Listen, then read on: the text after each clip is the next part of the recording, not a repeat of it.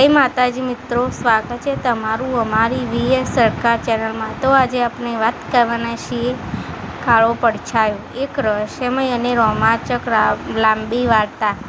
સાપુતારાની ભયાનક રાત। ડાંગ જિલ્લાના ગાઢ જંગલો અને ઊંચી પહાડીઓ વચ્ચે વસેલું સાપુતારાનું એક નાનું ગામડું દેવગઢ।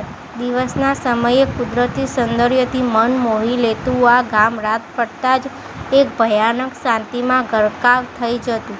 ગામની ચારે તરફ પથરાયેલા ઊંચા પહાડો અને ઘટાદાર વૃક્ષો રાતના અંધકારમાં કોઈ મહાકાય રાક્ષસ જેવા લાગતા। આ ગામમાં એક વિચિત્ર અને ભયાનક પરંપરા છેલ્લા 2 વર્ષથી ચાલતી આવતી હતી। દર પૂનમની રાત્રે જ્યારે આકાશમાં પૂરો ચંદ્ર ખીલતો ત્યારે પહાડીની સૌથી ઊંચી ટેકરી પરથી એક અતિશય કાળો, મહાકાય અને ડરાવનો કાળો પડછાયો નીચે ઉતરતો। એ પડછાયો જે રસ્તેથી પસાર થતો ત્યાંનું વાતાવરણ એકદમ બરફ જેવું ઠંડુ થઈ જતું। કૂતરાઓનો રોવાનો અવાજ આખા ગામમાં ગુંજવા લાગતો અને સવાર પડતાં જ ગામમાંથી કોઈ એક પશુ અથવા કોઈ કમનસીબ માણસ રહસ્યમય રીતે ગાયબ થઈ જતો। ગામના લોકોનું માનવું હતું કે આ પહાડ પર રહેતા કોઈ કોપાયમાન દેવ અથવા રાક્ષસનો કોપ છે। લોકો પૂનમની રાત્રે પોતાના ઘરના દરવાજા અંદરથી મજબૂત રીતે બંધ કરી દેતા અને કોઈ બહાર ન નીકળવાની હિંમત કરતું। અધ્યાય: રોહિતનું આગમન। રોહિત એક સાહસિક વિજ્ઞાન પત્રકાર અને ઇન્વેસ્ટિગેટિવ રિપોર્ટર હતો। મુંબઈમાં રહેતા રોહિતને જ્યારે સાપુતારાના આ રહસ્યમય ગામ વિશે ખબર પડી, ત્યારે તેણે આ ઘટના પાછળનું સત્ય શોધવાનું નક્કી કર્યું। વિજ્ઞાનમાં માનનારા રોહિત માટે ભૂત, પ્રેત કે રાક્ષસ જેવી વાતો માત્ર વહેમ હતી। રોહિત પોતાના camera, hi tech night vision, binoculars, sound recorder અને ડ્રોન કેમેરા સાથે દેવગઢ ગામમાં આવી પહોંચ્યો। ગામમાં પ્રવેશતાં જ તેને એક અજીબ સન્નાટો અનુભવાયો। ગામના લોકો નવા ચહેરાને જોઈ શંકાસ્પદ નજરે જોઈ રહ્યા હતા। રોહિતે ગામના સરપંચ ધનપતરાયના ઘરે ઉતારો લીધો। ધનપતરાય ગામના એક ધનાઢ્ય અને વજનદાર વ્યક્તિ હતા। સફેદ ધોતી-કુર્તામાં રહેતા સરપંચનો ચહેરો હંમેશા ગંભીર રહેતો। "બેટા રોહિત," સરપંચે ચાનો કપ આપતાં કહ્યું, "આ ગામમાં ફરવા આવ્યો હોય તો દિવસના સમયે જંગલને જોઈ લે અને સાંજે હોટલમાં પૂરાઈ જા। પૂનમની રાત નજીક છે। અહીં જે દેખાય તે બધું સત્ય નથી હોતું અને જે સત્ય છે તે સહન કરવાની તારી ક્ષમતા નથી." "સરપંચજી," રોહિતે હસીને કહ્યું, "હું અંધશ્રદ્ધામાં નથી માનતો। વિજ્ઞાન કહે છે દરેક છાયા પાછળ એક કાયા હોય છે। હું એ કાયાને જ શોધવા આવ્યો છું." પૂનમની રાતનો અંદરનો ભય। જે દિવસે પૂનમ હતી તે રાત્રે આખું ગામ સાંજના 7 વાગ્યાથી જ સૂમસામ થઈ ગયું। ઘરોના દરવાજા પર મોટા તાળા વાગી ગયા। ખિડકીઓ પણ લાકડાના પાટિયાથી ઢાંકી દેવામાં આવી।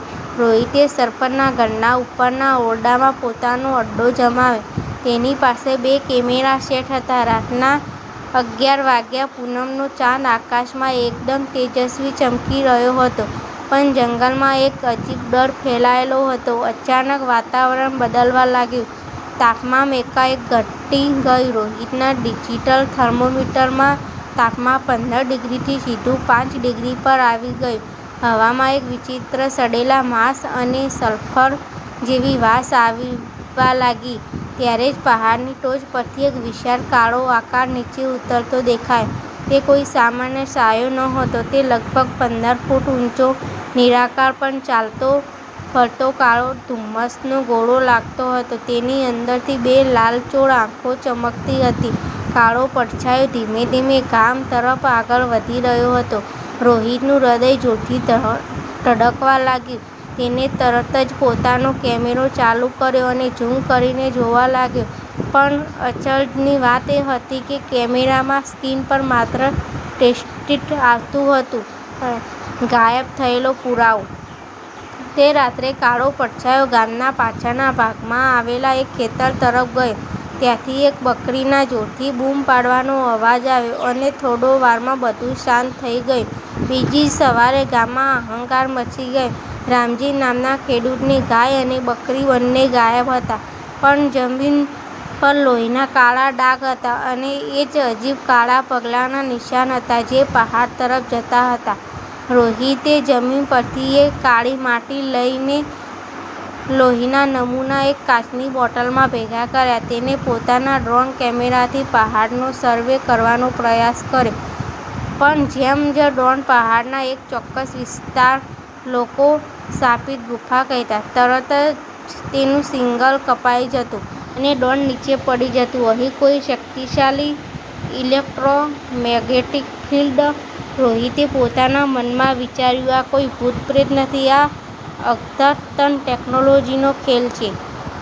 શાપિત ગુફાનું શ્યામ રહસ્ય. રોહિતે બીજા દિવસે બપોરે જ ગુફા સુધી પહોંચવાનું જોખમ ઉઠાવ્યું. તેની સાથે ગામનો એક નાનો છોકરો કાનજી હતો, જેને પૈસાની લાલચમાં રોહિતને ગુફાનો ગુપ્ત રસ્તો બતાવવા હા પાડી હતી. ઘણા કલાકોની મુશ્કેલ ચઢાઈ પછી રોહિત અને કાનજી ગુફાના મોઢા પાસે પહોંચ્યા. ગુફા બહારથી સાવ સામાન્ય અને જાડી ઝાંખરામાંથી ઢંકાયેલી લાગતી હતી, પણ અંદર જતાં જ દૃશ્ય બદલાઈ ગયું. અંદર એક મોટો હોલ જેવો વિસ્તાર હતો. ત્યાં કોઈ પ્રાચીન મંદિર કે રાક્ષસ નહોતા, પરંતુ મોટા મોટા પ્રોજેક્ટર, લેસર મશીનો, હાઈ વોલ્ટેજ જનરેટર્સ અને ફ્રીક્વન્સી જામર્સ ગોઠવાયેલા હતા. રોહિત દંગ રહી ગયો. તેણે જોયું કે હોલોગ્રામ પ્રોજેક્ટર જે આકાશમાં કે ધુમ્મસમાં 15 ફૂટ ઊંચા કાળા પડછાયાનું ચિત્ર ઊભું કરતું હતું. ઇન્ફ્રાસોનિક સાઉન્ડ સ્પીકર્સ, જેમાંથી એવો અવાજ નીકળતો હતો જે માણસના મગજમાં ભય અને ગભરાટ પેદા કરે છે. કેમિકલ સ્પ્રેયર્સ, જે રાત્રે સ્પ્રે કરીને વાતાવરણમાં સલ્ફરની વાફ સામે તાપમાન ઘટાડવાનું કામ કરતા હતા. અને આ બધું શા માટે? રોહિત ગુફાના વધુ અંદરના ભાગમાં ગયો. ત્યાં તેણે જે જોયું તે જોઈને તેની આંખો પહોળી થઈ ગઈ. પહાડની અંદર યુરેનિયમ અને કિંમતી લીલા હીરાની ગેરકાયદેસર ખાણ ચાલી રહી હતી. આ કાળો પડછાયો તો માત્ર એક નાટક હતું, જેથી ગામના લોકો ડરના મારે રાત્રે બહાર ન નીકળે અને આ તસ્કરો રાતોરાત પહાડ ખોદીને કરોડો રૂપિયાના ખનિજો અને હીરાની તસ્કરી કરી શકે. અંતિમ મુકાબલો. હજુ તો રોહિત આ બધું પોતાના કેમેરામાં શૂટ કરી રહ્યો હતો. ત્યાં જ પાછળથી બંદૂક કોક કરવાનો અવાજ આવ્યો. ખૂબ હોશિયાર છે તું, રોહિત. રોહિત પાછળ ફરીને જોયું તો સરપંચ ધનપતરાય પોતાના 5 શસ્ત્ર ડાગુઓ સાથે ઊભા હતા. સરપંચના હાથમાં પણ પિસ્તોલ હતી. સરપંચજી, તમે? રોહિતને આશ્ચર્યથી પૂછ્યું. હા, હું જ સરપંચ, અહંકારથી હસીને કહ્યું. આ આખો પહાડ ખજાનામાંથી ભરેલો છે, પણ આ મૂર્ખ ગામવાળાઓને જો ખબર પડી હોત તો સરકાર આ જમીન એક્વાયર કરી લેત. એટલે મેં ફોરેનથી આ હોલોગ્રાફિક ટેકનોલોજી મંગાવી અને કાળા પડછાયાની વાર્તા બનાવી. 2 વર્ષથી આ ધંધો મસ્ત ચાલે છે, પણ તે બધું બગાડી નાખ્યું. તમને સજા થશે. ધનપતરાય આ દેશની સંપત્તિ છે, રોહિતે કહ્યું. સજા તો તને મળશે. આ ગુફામાં જ તારી લાશ દાટી દઈશ. સરપંચે ડાકુઓને ઇશારો કર્યો, પણ રોહિત તૈયાર હતો. તેણે ખિસ્સામાંથી એક શક્તિશાળી ફ્લેશબંગ કાઢીને જમીન પર ફેંક્યો. એક જોરદાર ધડાકો અને અંધાધૂંધ સફેદ પ્રકાશ થયો. ગુંડાઓ અને સરપંચ આંખો ચોળવા લાગ્યા. એ જ તકનો લાભ ઉઠાવીને રોહિતે સરપંચના હાથમાંથી પિસ્તોલ ઝૂંટવી લીધી અને ગુફામાંથી બહાર તરફ દોડ મૂકી. ગુંડાઓએ પાછળથી ગોળીબાર કર્યો, પણ રોહિત જંગલના અંધારામાં ગાયબ થઈ ગયો. સત્યનો વિજય. રોહિત સીધો બાજુના જિલ્લાના એસપી પાસે પહોંચ્યો. તેણે ગુફામાં શૂટ કરેલા વિડિયો, કેમિકલના નમૂના અને સરપંચની કબૂલાતની રેકોર્ડિંગ પોલીસને સોંપી દીધી. બીજા જ દિવસે સવારે પોલીસની મોટી ટુકડીએ પહાડી ગુફા પર દરોડો પાડ્યો. સરપંચ ધનપતરાય અને તેના તમામ ગુંડાઓની રંગે હાથ ધરપકડ કરવામાં આવી. ગુફાઓમાંથી કરોડો રૂપિયાના ગેરકાયદેસર ખનિજો અને તસ્કરીનું નેટવર્ક પકડાયું. જ્યારે ગામ લોકોએ ખબર પડી કે જેને તેઓ રાક્ષસ કે ભૂત માનતા હતા તે ખરેખર સરપંચનું જ ટેકનોલોજીકલ નાટક હતું, ત્યારે તેઓ આશ્ચર્યચકિત થઈ ગયા. ગામમાંથી અંધશ્રદ્ધાનો કાળો પડછાયો સદા માટે હટી ગયો. રોહિતને તેની આ બહાદુરી અને સાહસ માટે રાષ્ટ્રીય કક્ષાનો એવોર્ડ મળ્યો. વાર્તાનો સંદેશ: અંધશ્રદ્ધા અને ડર હંમેશા અન્યાયમાંથી જન્મે છે. વિજ્ઞાન અને સત્યની સામે ગમે તેવો કાળો પડછાયો હોય, એને એક દિવસ ગાયબ થવું જ પડે છે. જય માતાજી મિત્રો, અમારો વિડીયો ગમ્યો હોય તો વિડીયોને લાઇક, શેર અને ચેનલને સબસ્ક્રાઈબ કરવાનું ભૂલતા નહીં.